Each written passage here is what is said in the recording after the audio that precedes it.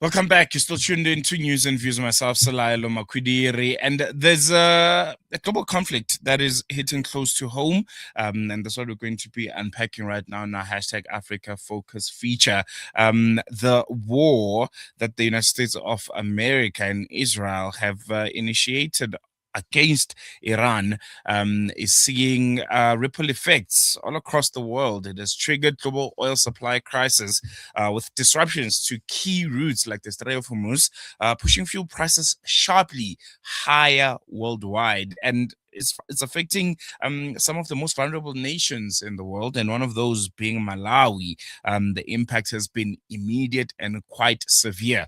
Fuel prices have surged dramatically, in some cases by over 30%, and it's placing pressure on transport, on food prices, and just the broader cost of living in the SADC region, with Malawi being in focus. A lot of analysts argue that this is not simply a domestic policy failure, but the direct consequences of the oil shock that is currently driven by the US-Israeli war on Iran. And we're going to be unpacking that. We're going to be unpacking the impacts that Malawi specifically has been feeling when it comes to this war and its ripple effects. And at the same time, we'll be touching on some of the tensions on the ground that persists in Malawi, including reports of abuses linked to a military crackdown in Mzimba. So that's going to be our hashtag Africa focus for today. We'll be dissecting and seeing how these crises intersect in global economies and local instability. And we'll be joined by Ephraim Mkali, Banda, a journalist out at Malawi 24. Ephraim, thank you so much for joining us. Welcome to News and Views. Really appreciate you giving us your time. Oh, well, thank you so much. And I really appreciate Salah Media for a wide coverage. No, most definitely. The pleasure is all ours. And I think we'll jump right into it. Malawi is very, very important for South Africa. Very, very good, close friends. We have a big Malawian population in the country. So this is a story of interest. The fuel crisis. Let's start there. How bad is it, and how directly is it linked to the Iran conflict, and how is it impacting the lives of ordinary Malawians at this stage?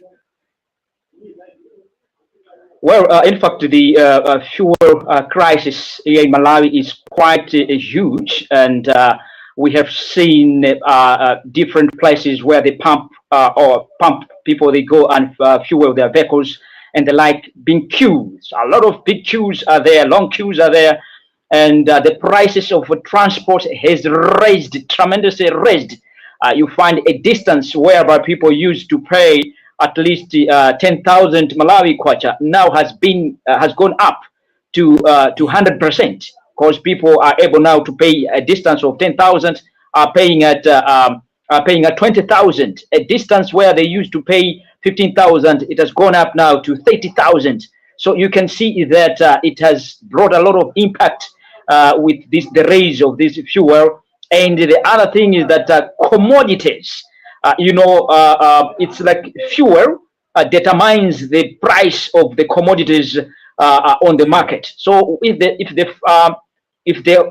fuel is high, the price has gone up. Automatically, commodities also are going up. So there is a huge crisis in terms of fuel. Though we have seen the government of Malawi, the spokesperson of the government of Malawi, who's the Minister of Information, Shadrack Lamalomba, conceding that indeed is true that the country is on a crisis, is on a fuel crisis, and he also cited the reasons of Iran war, where America and Israel are fighting Iran. So you can see that the Israel, the trend that America and Israel has done over Iran has caused a huge impact in Malawi.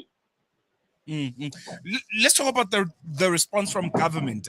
We've seen countries the world over trying to mitigate or cushion, their countries and their citizens from the scourge of fuel rise. Here in South Africa, there was a 3% decrease when it comes to the fuel levies that we pay.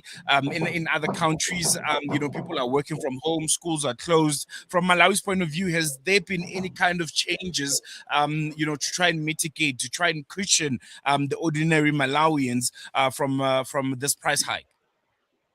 No, I think there has not been any caution that has been taken by maybe the government and other stakeholders. What we just see that the government spokesperson trying to tell Malawians that Malawians should still rally behind the government of Professor Arthur Peter Mutharika, that the government is going to make it necessary that fuel comes back and the fuel price goes down again. But it is very difficult that the fuel has gone up and then it has to come back again, and then they have to reduce the price again when the fuel is stabilized. I don't think so. That is, I think that was just a political answer from the honorable minister Shadrack Namalomba, which I concluded to say that it's just a political sentiment, because you cannot just reduce the price or other how on such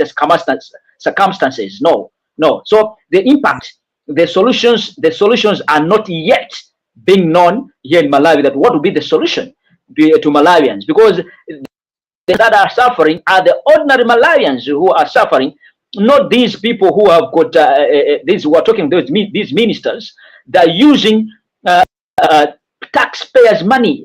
We are the ones feeding them and everything. So to them, they have no problem with fuel. No, most definitely. One thing about Malawi is agriculture is a very, very big, contributor to the economy and also to the people of Malawi. Has this also affected the agricultural sector in any way? People that farm, people that fish, are they affected?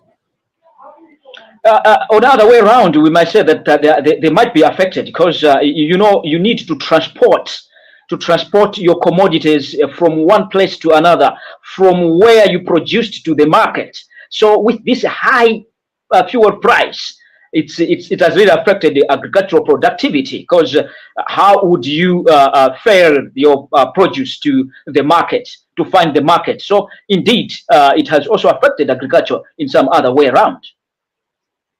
Very, very important. And I want to switch gears now and focus on Mzimba and what happened in that part of Malawi. What do we know so far about some of these alleged, military abuses during the gold mining crackdown? Can you give us more insight on that?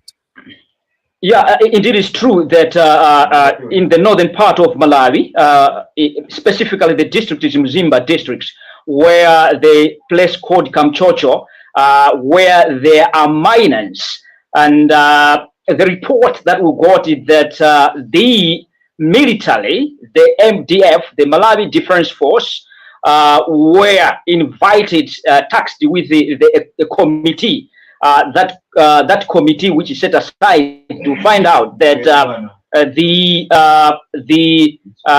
people who are doing gold mining, they call it illegal gold mining sites. So they were doing that operation, and what surprisingly is that the military went to the site. They never gave a warning to people that they have to leave the site as it is they were supposed to do.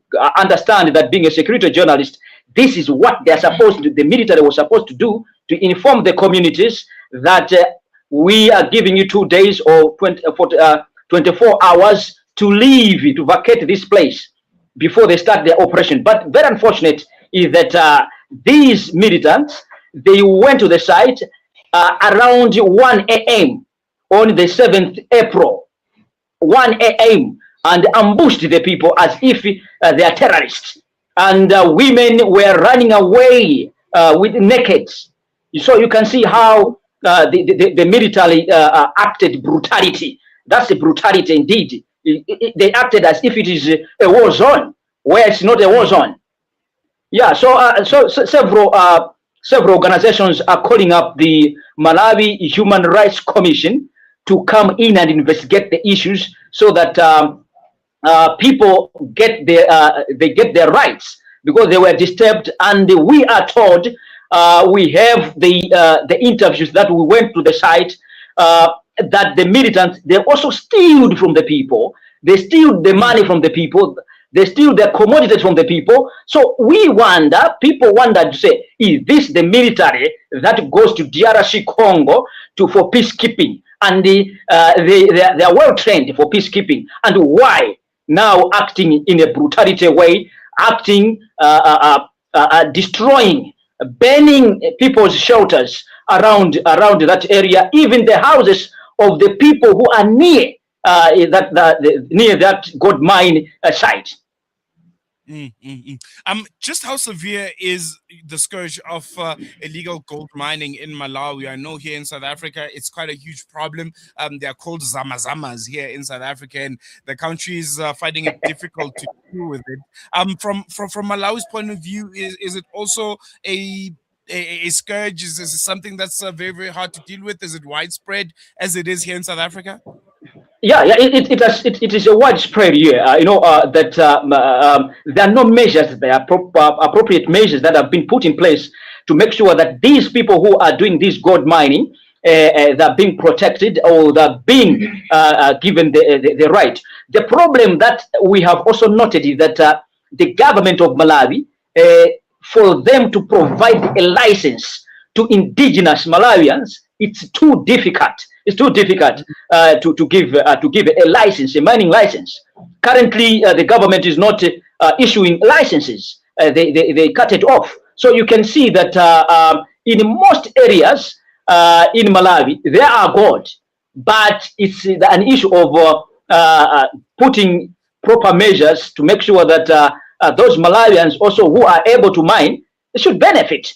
And the best way could have been that they could have put what we call it cooperatives. These cooperatives put these miners, small miners, together and regulate them, and then they do the mining. I think that could have been the solution, rather than just ambushing people as if we are in a war zone. No, no, no. Malawi, we are not in a war zone. Mm, And Malawi is known to be one of the most peaceful countries on the African continent. And it will be Yeah. interesting to see if there will be any kind of consequences should those investigations of human rights violations go through. But we're going to be here for now. Ephraim, thank you so much for chatting to us and for giving us the latest out in Malawi. Hope we chat again soon. Well, thank you so much, Salah Media, for coming back to Malawi. We are going to be interacting most of the times, whatever happens here in Malawi. Thank you so much. There you go. Ephraim Mkali, Banda, Malawi 24 journalist, giving us insight then, connecting the dots between the global conflict and its real cost on the ground in Malawi. After the break, we're going to be turning our attention inward. South Africa under scrutiny as Amnesty International warns of a global human rights backslide and questions mount about where we stand as South Africa. So it's going to be an interesting conversation right after this.